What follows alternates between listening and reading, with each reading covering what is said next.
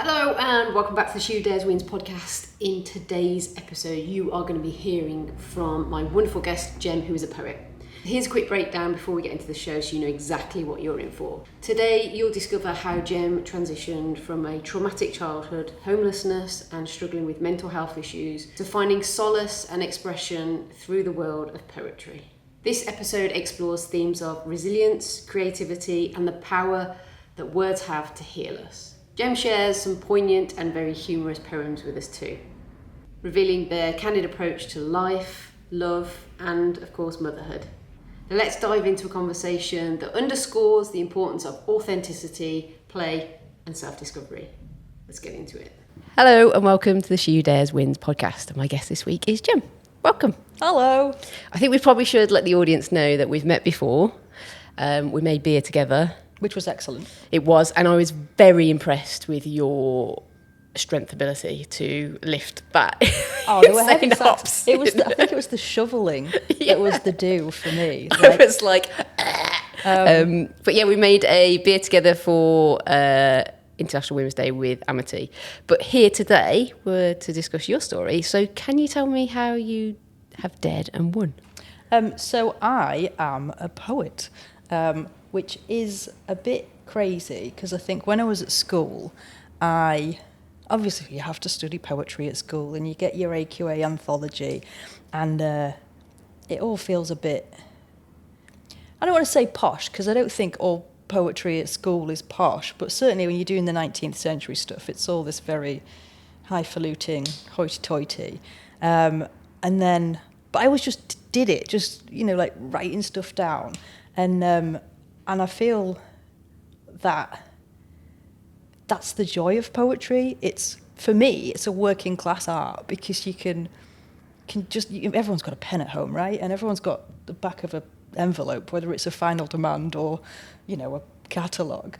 And you can just write. And so therefore, like being able to access it, I've got an art degree, which art is actually quite expensive. I was a painter when I was doing my degree, and it's quite expensive. Oil paint in particular is crazy. You can't really afford that. I was homeless when I was 16 years old, and creativity isn't accessible if you haven't got anything in the same way because you're worrying about stuff and whatever. But actually, for me, poetry is one of those things that I use to process, to help me manage my emotions.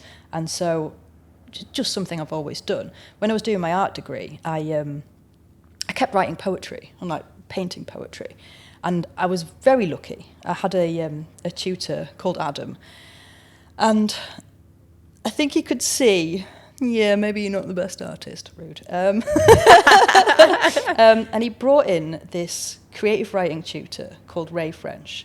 And Ray put a big pile of photographs in the middle of the table, and you had to pick one and write about what it was like for that person to wake up in the morning. And so I did a picture of an old man, and I wrote about this old man waking up in the morning and his wife has just died, and I can't remember it now, it's a horrible amount of years ago. And I finished before everyone else, and he was like, okay, write what it's like for them to go to bed. So I did that, and I finished before everyone else. And you just go, write about them going for a walk. Did that. And this tutor comes over, and I think he must have thought, whatever, what? You're obviously taking the piss. And he picked up my work, and he looked at it, and he read it, and he looked at me, and he looked at my work again, and he looked at me and went, what are you doing art for? So that was the moment when you were like, oh, something else. Yeah, I should probably try some of this poetry. So I went to university. I'd been actually signed off sick for quite a while at this point. I had really bad mental health challenges when I was younger. Being homeless will do that for you. And so I went to university, I did English literature, I then did a master's in creative writing, and then I got a job as a copywriter. So I didn't actually really do any creative writing, apart from writing about AI and the Internet of Things, creatively, for years. And then when COVID hit, I couldn't go to the pub. And so I was like, what do you do? What do you do if you don't go to the pub? And so I kind of picked up my pen again and started writing. Went to some workshops, met a kind of writing collective made up of a bunch of queer mostly local people. And yeah, just kept doing it, kept writing. So this workshop was, everyone would write something and then send in one thing, and we'd all sit around and kind of take it apart, say what we liked, say what we didn't. Because everybody in the group was neurodivergent, it was actually amazing because the feedback was actually constructive and helpful. Because sometimes when you go to these kinds of workshops, it's a bit like, oh, I really like this bit's very good. I'm like, that's not actually helpful to me. I need you to say which words I need to get rid of, which bit isn't working, and like criticize it, please. So do you think, is that because neurodiverse people just say it how it is? Yeah. Yeah. That's really interesting. So yeah, I absolutely recommend being in a neurodivergent critique group. And then I wrote a poem called Maslow's Hierarchy of Needs according to a 16-year-old girl laying on a single bed staring at the ceiling in a homeless hostel, which was their idea to have such a preposterously long title. But I sent that into a competition for Creative Future, which is a free competition for underrepresented writers. And I was one of the winners. Wow. So I got to go to London and I got to read at the South Bank Centre. I got to meet an amazing poet called Joelle Taylor, who's one of the judges. And just from there, kind of catapulted. I think I got confirmation that I got a grant that night. It just so happened that while I was at the South Bank Centre, I think I can't even remember which one it is now. I've got 4 books out, but one of the books either got accepted for publication or I got a grant or something. And yeah, it just kind of all went from there. So I've run workshops, both online and in person. I've won just a bit of grant funding here and there. Like it's never gonna pay the rent, but it might pay for some pints, which, you know, that's fine, right? I don't want to be like, oh, you should monetize your hobbies, because I actually think that's gross. Yeah. But if you passively do it, that's absolutely fine. I think that's really interesting, because I think there's a lot of people out there that do art and want art to be their thing. And whilst you don't want to say you can't make art a living, because I think you absolutely can in some spaces, but it's really nice that you are just like, I just want this to be something I do. Like, I don't have to monetize it. I don't have to create a space where, you're like helping other people, whether that be a course. I think a lot of creatives struggle with this because we're told that we're supposed to make a living. And actually, you've got like a really nice space where there's probably not a lot of pressure and you can just create and it's your outlet and that's fun. And that's almost quite childlike, isn't it? Like, we do that when we're kids. We don't draw because we know we're going to make money when we're older. It's play. It's play. Yeah. And I think that's really important. I think play is actually a massively integral piece of what I do. One of the joys of doing kind of, I've got 3 collaborative books. And one of the things that I thoroughly enjoyed about that was the play of it. Here's a poem I've written. I'm going to chuck it over to you and I want you to write something back. And that playfulness, I think, is really important. I'm actually really good friends with a lady here in Leeds called Emma Behrman. She runs an organisation called Playful Anywhere. And it's all about access to play. So they work with the local council. They put on... She's got these big shipping containers that she takes out, particularly to the more impoverished parts of Leeds, and just it's open-ended, free play. It's not structured. It's not about here's a football club. It's just here are some bubble-making kits, and here are some hula hoops, and here are some Skittles. Just do. I did something locally recently, actually. Me and Rich Huxley from the band Hope and Social basically took a play cart, which is like a mini version of a play box, went to the local park, put up on Facebook, we're doing this play session, come on down. It was amazing. It was genuinely amazing. So it's adults and kids? Or? It's adults and kids. Oh, so nice. There's chalk and there's like all grown-ups drawing on the pavements, and I had to make my own bubble-making thing because I couldn't find the bubble-making thing. So I ran down to the local hardware store and bought some string and some sticks and you made like the one where you'd put like just fairy liquid. Yeah. I made a giant bubble-making wand because I think play it's desperately important. I think we forget how to do it. I've struggled this since becoming a parent. Is I think I was quite good at it as a kid, and then now, like, I watch my dad, who has been in like the business world for like 20 years, but he's an entertainer. Like, we did this personality test, and he's an entertainer, and he's like down there, and he's like, and also my mother-in-law, and coming up with all the scenarios, and I'm like, I'm the creative one, and I'm looking at it going, why can't I do that? Like, I think I've lost it. I think you feel embarrassed.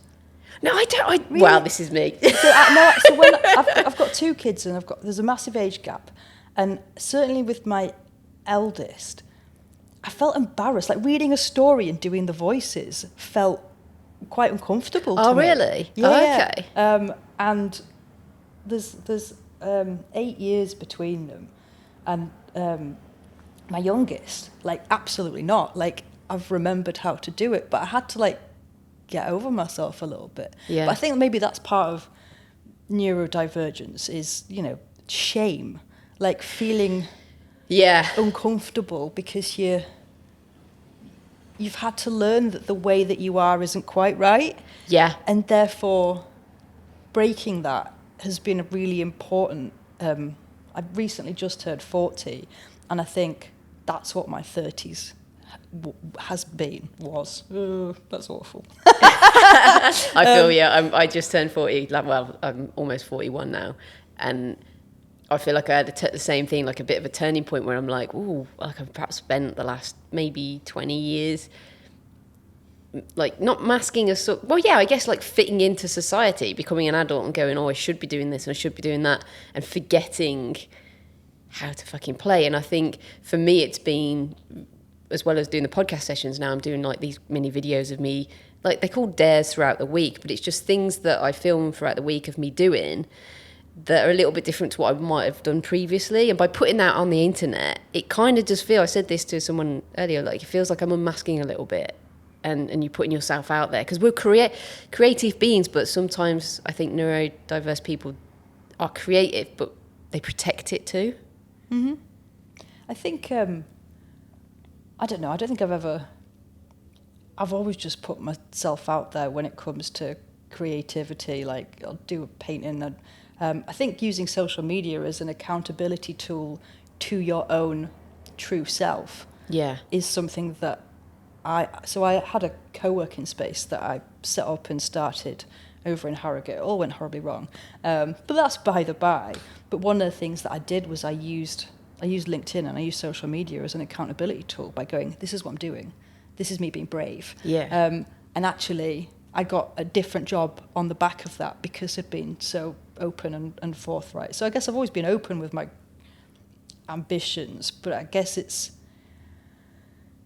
in person, not even in person. In person, I think I'm not very good at masking. That's why I'm not very good at keeping jobs.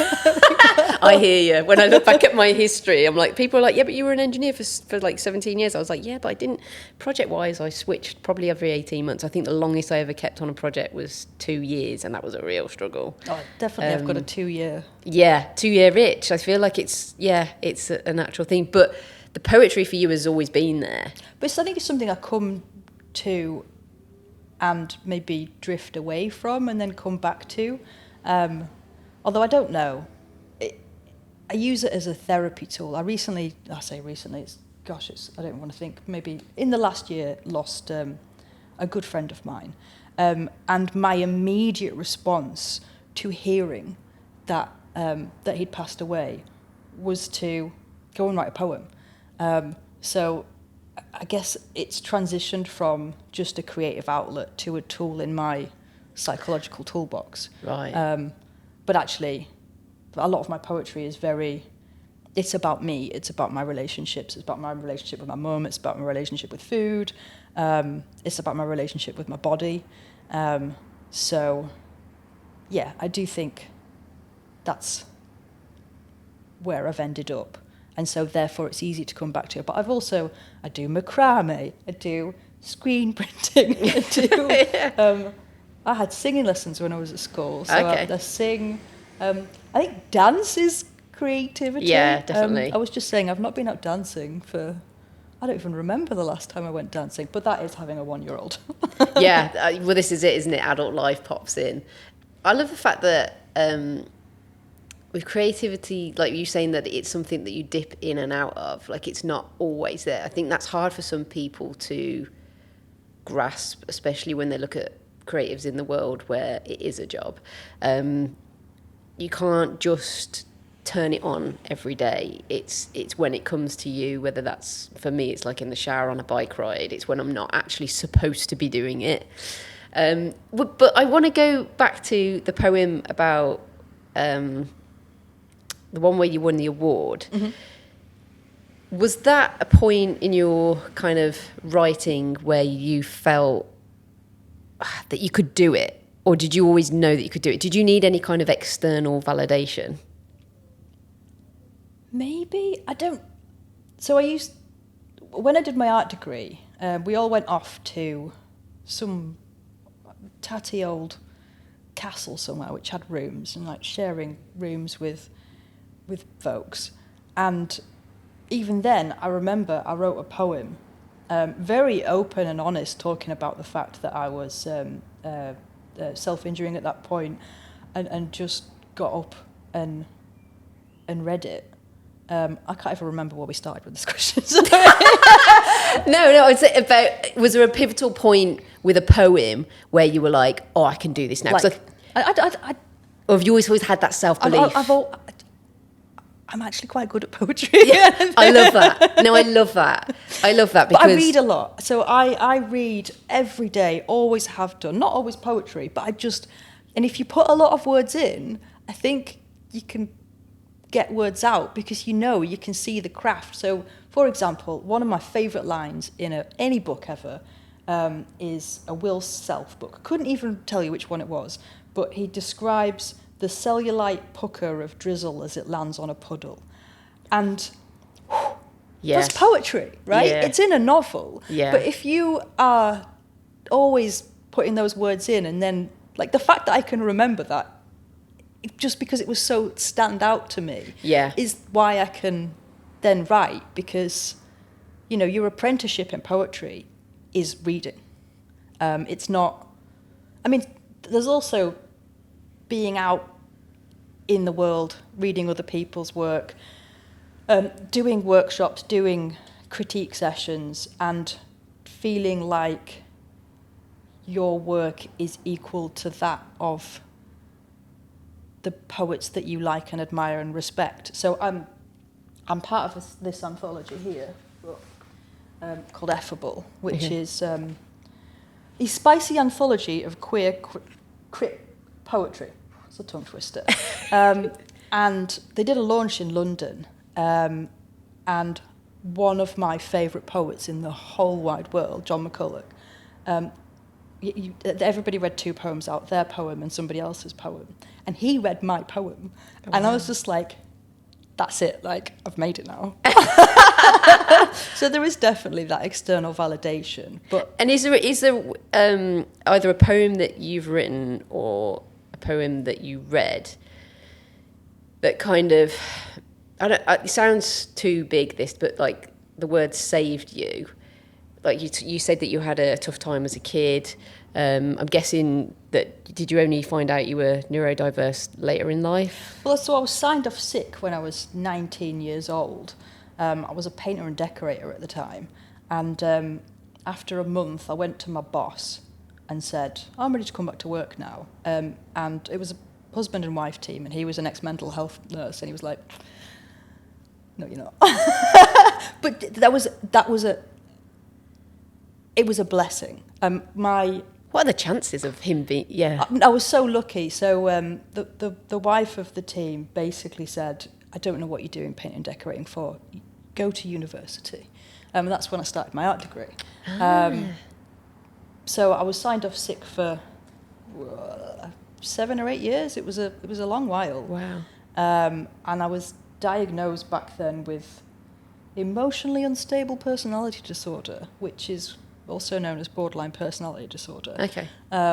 Which I don't actually know if it exists. It's either right. complex post-traumatic stress disorder. Okay. Or it's ADHD in girls. The proportion of women that get diagnosed with this versus the proportion of men is probably about equitable for ADHD, borderline personality disorder. So borderline, in this country, it's called emotionally unstable personality disorder because you really struggle to manage your emotions. Yeah. What is one of the biggest symptoms of internalized ADHD? Like jumping around, not being... It's sexist nonsense. It really is. So I don't actually have an official diagnosis, but I know. All of my friends are on the spectrum, have ADHD. I really struggle with neurotypical norms. I've learnt how to be professional. What's the biggest thing that you struggle with? These days, I've got so many tools now. But I guess staying on top of a single thing when it gets boring. So this is why it's a 2-year thing. Right. Like once I know how to do something, it's a bit like, well, I know how to do this now. What's next? Yeah, I'm the same. Yeah, I'm going to have to start making the podcast exciting by putting eventually people on their head or like filming it whilst we're on a treadmill. No, but that's what I love is that every conversation is different. Yeah. So that the format never gets boring. But in a job, I completely get you. Like I've been there when I'm like, what's next? And that's hard as well emotionally, isn't it? Because you're like, well, why can't I? Well, if you don't know, if you've never been able to apply that label to say, oh, that's why, you know, that the label neurodivergent is a balm to the soul for a why can't I? Because I think, you know, when I was younger, when I was signed off sick, why can't I was probably one of the biggest struggles that I had. Why can't I just be like everybody else? Why can't I stick to something? Why can't I sleep properly? Why can't I remember to drink water? Whatever it is, you know, all of these things that it's just harder. I do think you can learn. Yeah. And I have, you know, I don't mouth off quite as much as I used to. You can through poetry now, right? Yeah. Absolutely. And I have repeatedly. You know, I've got stuff like in here. What's the title? In which I compare my father to the dog that he is. Beautiful. All right, come on. You've got to read us. You brought some things here, some poetry. I have. Give us one that you want to share. Oh, I'll do that one. Okay, all right, I love it. That one. This is a true story, although slightly changed due to the fact that my father is not a beagle. In which I compare my father to the dog that he is. He finds me through the bald-headed landlord of my local pub, sniffs me out like a bone. The sad-faced beagle buys me a pint, drinks his 2 fasts, lets out a greasy burp. I've been looking for you forever, he says, although I've been here, waiting in the same spot for 18 years. The beagle leaves again, snuffles his way through town, raising his leg, etches his mark on a lamppost, bin, garden gate. God, it's such a mess, he says, finds himself another bitch, rubbing up on her until he's spent. She's the most important woman in my life. I've been drinking and partying and fucking myself silly. Living alone gives you such free rein, and the absence of the pole star is reason enough to find yourself lost under a dark sky in a forest full of shadows and wolves.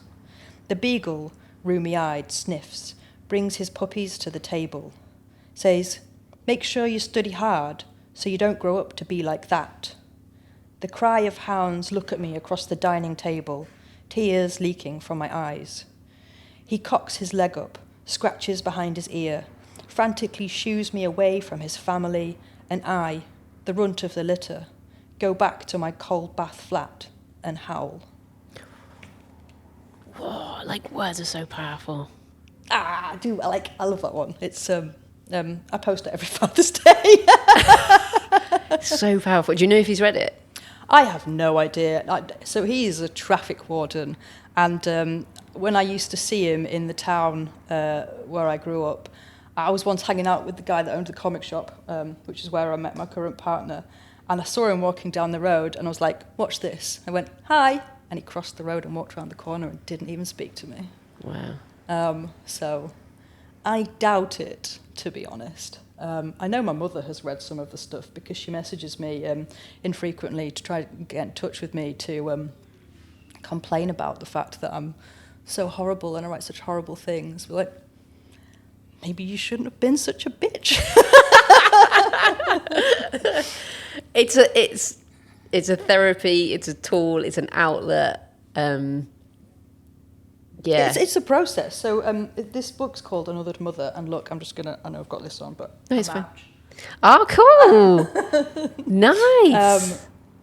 So this book is about my relationship with my mother and my relationship with becoming a mother. Oh, okay. Because that's a big transition when you've got, I essentially feel like a 40-year-old orphan with 2 living parents. I don't speak to either of them. And, it's big stuff, like becoming a mother and going, how do I not do that? How do I be better? Yeah. You become, I think, more aware of it, don't you? Because when it just affects you, you can deal with it. But when potentially can affect your offspring, it's quite hard. Yeah. How have you found that? Again, I know everything's just a process, but it's a process, and it's different at different ages. Because if I think back to growing up, how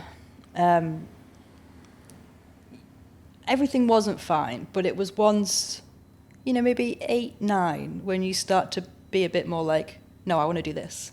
And as I've kind of gone through my eldest's parenting, having to respond and learn the tools on the way, and everybody has to learn the tools on the way, right? Yeah. You're not like, nobody's imprinted with, this is how you parent. But, I've never caught myself saying the same things to my kids as I heard, and if you don't stop crying, I'll give you something to cry about. Who would say that? That's insane. Like, that's a genuinely insane thing to think. It's very Irish. I feel like my mum said something, not to me, but it was said to her when she was little, about something about if you keep crying, you'll just flood in your own tears. Something along that. And yeah, it is a generational thing, but it's not normal. Oh no, I think there's loads of awful boomer parents. I do. I'm sorry everyone. Sorry, boomers. But do you think that you're like, someone said this to me recently, they were like, if you are overly aware of that, then you won't repeat it because you have self-awareness. Breaking the cycle is a process, right? But even the fact that I'm not perfect, right? I get it wrong. I shout.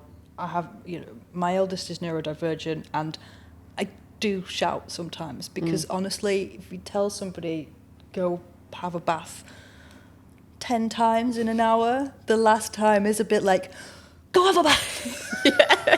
Yeah. But I apologise when I get it wrong. Yeah, that's important, isn't it? Do you know what? I had to learn it probably in my 30s how to apologise because I just never heard it growing up. Yeah, that resonates. What's the line from Matilda? I'm right, you're wrong. I'm big, you're small. There was, yeah. So I do apologise to my kids when I get it wrong, and I just think I'm a lot more. I hope I'm critique. Maybe not. No, but I do. Like I spend time meeting my eldest where he is regularly. We call them mama dates, where we go to the local coffee shop and just check in. Because the thing about raising kids is you're actually raising adults. Yeah. Not, and they change so quickly. I wrote a poem recently, actually, talking about, so my son, I think, is mildly dyspraxic, and it took him till last year to learn to tie a shoelace. And I wrote a poem about him learning to tie his shoelaces And I think the last line is, I love you, don't go. I can't wait to meet you. Because all of these little transitions are becoming the adult that he is going to be. And it does happen fast, doesn't it? And you do have to kind of, if you take that time and go, who are you today? I mean, I change. I'm very different to how I was in my 20s. Yeah. And, you know, that I take the time to check in with myself and see who I am regularly. And this is just the courtesy we should extend to our kids, as particularly as they go through the kid to teen transition. Yeah. Which I think is so hard for us as parents, because suddenly they don't want to just do a thing that you want to do but get to know them, who they are then, why they want to do those things, what they care about. I mean, Roblox can obviously get in the bin. It's awful tripe. But mine's Minecraft. I'm like, I just don't get it. But I love creative. Minecraft. It's Lego that you don't have to clean up. That's a great analogy. But this goes back, like, I want to spend this summer actually, rather than just like judging it, I need to try it. Literally, it's just Lego that you don't have to clean up. It's amazing. And if it might have changed everything for me, just the whole, so I've tried on so many Legos. Yeah, thankfully my son keeps all of his in his room, so because obviously got a 1-year-old, so no Lego downstairs. No Lego, no thank you, choking hazards. But yeah, I hate cleaning up. I hate it. So if I can build, we've built some crazy things. Like I bought a book on I think it was like 25 different Minecraft builds, and we used to call it a together build. I don't think you'd probably call it that these days, because, you know, as they lose the little things that they say. Like he used to say something, and he doesn't say something anymore. Cucumbumba. We've saved one. So in our house, a dressing gown is called a dressing gown. And I actually told him recently, I was like, just checking. You do know that it's not called a dressing gown, don't you? And he was like, what? So, but that one stuck. That's just what it is. I mean, it's a dressing garment. Yeah. Therefore, it's fine. Yeah, it's absolutely fine. Oh, yeah, I love that. I'm kind of losing that now when my littlest is going to school again. He's starting to come out with big words, and I'm like, no, I miss it. I love it when you mispronounce stuff. Oh, we've got dup, which is my youngest favourite, and cat. We've got a cat. All cats in my house called Catface eventually, but she calls it Catchy. Don't know why, but that's what the cat is now called. I think one of ours was, when we were playing I Spy, it was I Spy My Little Malay. We were like, what? I was like, it's cute. Like, it's a game. Save them. Just save one, I think. Yeah. Save one from every kid. Yeah, no, totally. All right, let's dip back into some poems. Do you want to give me another one? I don't suppose you have the Maslow one, do you? I do. Oh, because that was embedded in me from A-level business studies. And whenever business comes up, that's all we talked about. So I want to hear your version. Okay. It's a long title, as we know. Hang on. Maslow's hierarchy of needs, according to a 16-year-old girl laying on a single bed, staring at the ceiling in a homeless hostel. Physiological. Of the body. Covering. Clothes. Washing powder and fabric softener. Bacon, sausage, cheese, enough to gorge on. All those things I can't afford. A humming fridge that makes me grin when I open it, more than just a dribble in a bottle of milk, a limp lettuce leaf frozen solid to the back. Safety. Victorian terraces loom like junky teeth. Hurry back. Hide from the police. From love. A place to go. A place to be. A place to be myself, away from the eyes of Moloch and God whose love burns when I piss. Lights that turn on. Lights that turn off. I whimper like a child in the dark. Belongingness. The weight of you on top, grinning and grinding, sparking like a welder's arc. This shrieking congress of sorrows, where sweat or tears rain down into my open mouth, tongue out. I am made from spare change, copper, cement, endless oil slicked on stone. Light streams onto the wet bed. Esteem. My brain decides how much dopamine and serotonin I am allowed today. Not much. I am a consciousness without a body. Say it with me. I am loved. I am enough. 3 Hail Marys and the razor blade slicked out of the packet, open and ready to show my thighs what they mean to me. Self-actualization. I am become. From mouldy slices of white bread, the blood-pocked dents in plaster, scribbles of poems on final demands, Facebook notifications dripping need into my veins, the saline of the sea turned red. Lift me up to heaven, which is here and exists and is nowhere but the jailhouse. Amazing. Thanks. I'm not good with words because It's quite dense, is that one. Yeah. So What age did you write that? Pardon? What age were you when you wrote that? It wasn't that long ago. I wrote that in 2019, maybe. I think no, it must have been 2020 because it was a COVID poem. That was a COVID poem, yeah. But I think that distance of all of those years and becoming a professional copywriter and marketer and all of the other things that I've done gave me that distance that I really needed to be able to write about kind of the trauma of. So 16, I was kicked out of home in October. I think I started taking drugs 5 days later, and I lived in a squat where the mold literally went from like the window to the wall behind you, and there was like regularly 5-6 people sleeping in this cold, damp, awful. We used to go for walks, but like we set off walking at like 1 o'clock in the morning because it was so cold and gross that we would like walk around and go to the woods in the dark, absolutely off our tits, and then come back and pass out. When I lived in the homeless hostel, there was a lady there called Vanessa, and I think the first time I met her, she needed a witness so she could sign away the rights to her baby that she was having adopted out, because she was a heroin addict. And then I'd go out and see my friends, and I'd come back, and she'd like knock on my door and be like, "I took heroin. It was your fault because you weren't here to stop me." And I'm like, I was 16 years old. Wow. Like I just didn't have the tools. Obviously, I mean, who does? And Yeah. plus, I was also incredibly traumatized from all the stuff that happened that made me get kicked out of home. And so it took quite a long time. I was signed off sick. I went to therapy. I was very lucky. I had a trainee psychologist I had multiple therapists, but the trainee psychologist, I guess, wasn't jaded, wasn't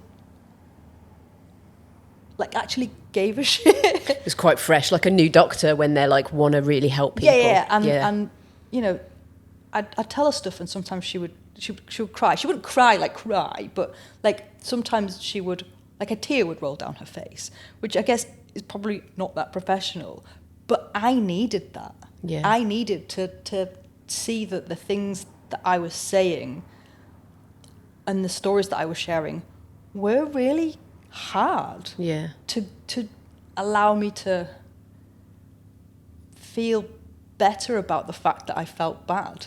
Yeah. But then, I was drinking an insane amount when I was signed off sick, and I was going to university that kind of pulled me out of it because I had to do my work, I had to write essays, I had to read books, and so I kind of just grew out of it. Which a lot of people wouldn't they? Like the end of the road for that story sometimes can be. There were three people in the local pub that I used to drink in. There was me, Nick, and Skip. And Skip passed away, maybe 3 years ago, of alcohol-related stuff. And then Nick passed away last year. And, definitely moments of, that was so close to being me. I don't know what it was. I had 6 months off drinking. I think I was just fed up of being hungover, fed up of throwing up all the time.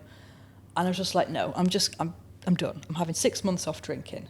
And I allowed myself to get drunk once a month.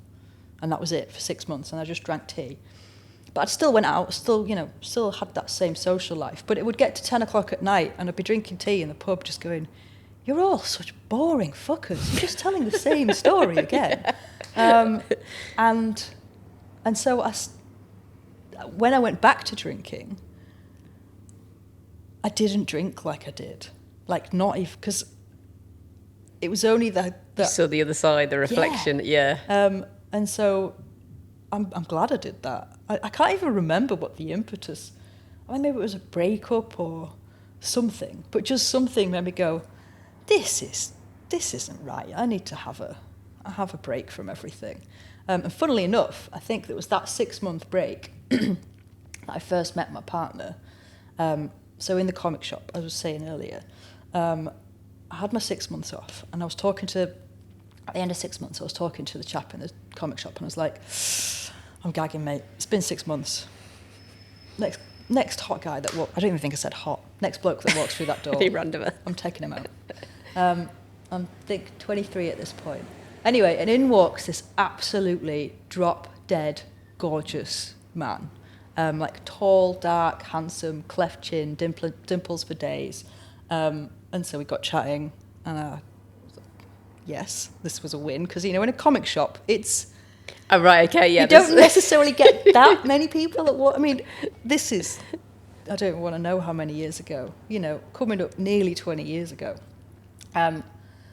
The kind of people that read comics, I think, has changed with all of the stuff with Marvel. But certainly back then it was, 90-10. All right, okay. Needle in the haystack. Anyway, took him to the pub and then took him back to mine. And then, because lived in Harrogate, relatively small town, just stayed in touch. And then September 2019, I moved to Leeds after breaking up with my husband, and put up a post on Instagram with my friend Nick. We went to the pub, and in the comments was, I live in Leeds, you should come for a drink. And it was the chap. So in between this, there was a marriage then? Yeah. Right. That's life, yeah. No, I got married in Central Park in New York. Wow. On Bow Bridge, which is the one that goes over the boating pond. Yeah, no, yeah, lovely. It's beautiful. It is beautiful, yeah. Yeah. I literally picked that one because of Glee. Don't judge me.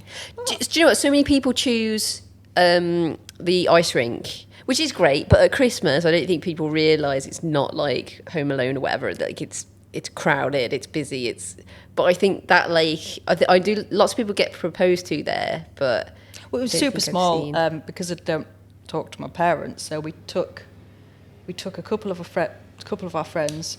We got an Airbnb in Williamsburg in Brooklyn, and it was before Airbnb was really a thing. Yeah. So we got this 2-bedroomed apartment with a grand piano, and it was $125 a night.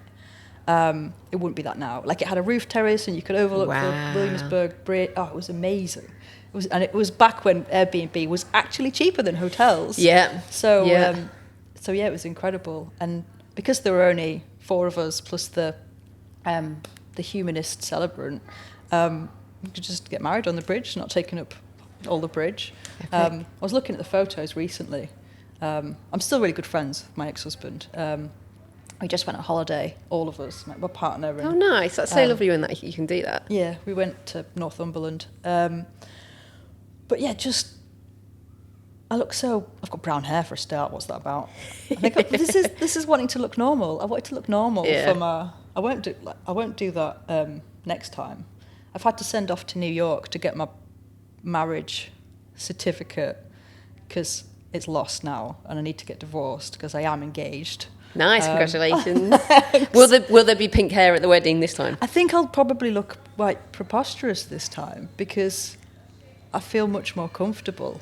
Well, I wouldn't say. I'd say look more like you. Yeah, I mean, I still had gold shiny Converse on and a short, long sleeve wedding dress that I got. It wasn't really a wedding dress, but it was cream and it was lacy, and I got it for 40 quid from my mate's shop, and it looks really expensive. And I made my own veil.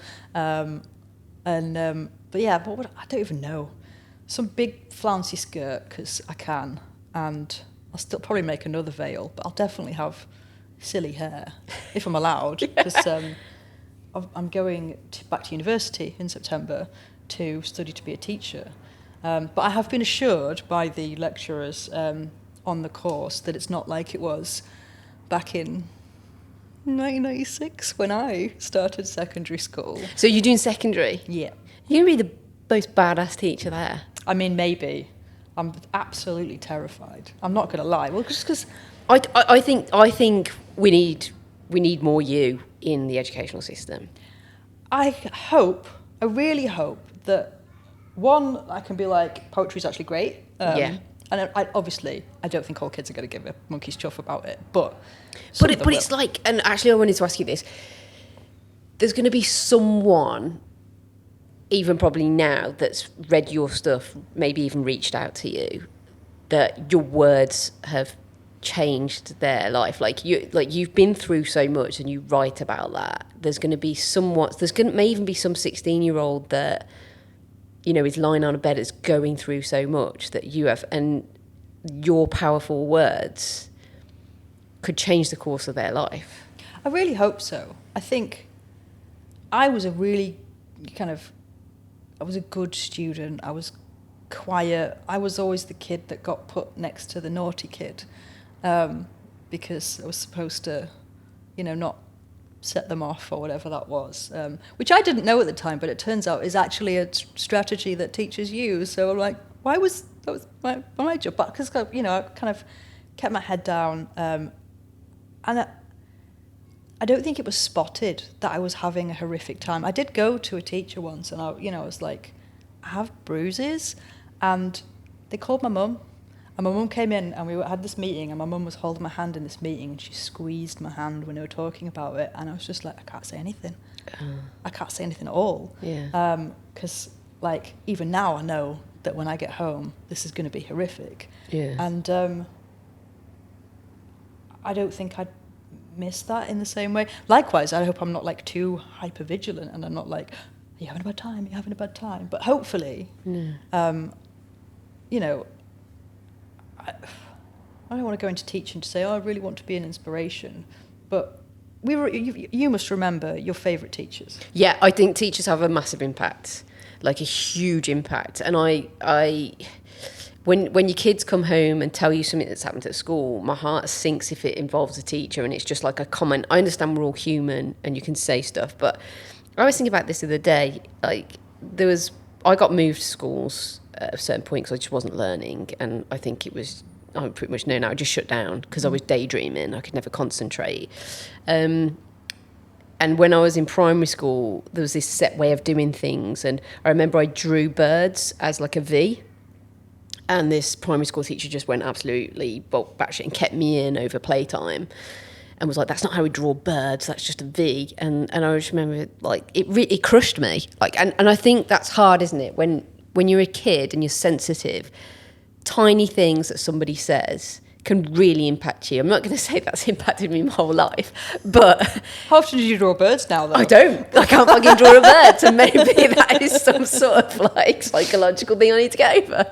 I'm afraid of birds. No, and do you know what I mean? I'm like, it's so important that we are just kind to kids.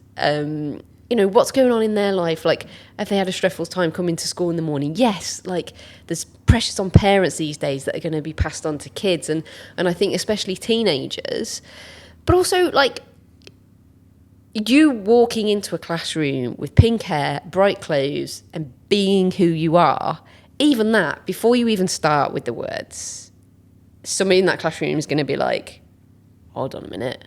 There weren't teachers that looked like me.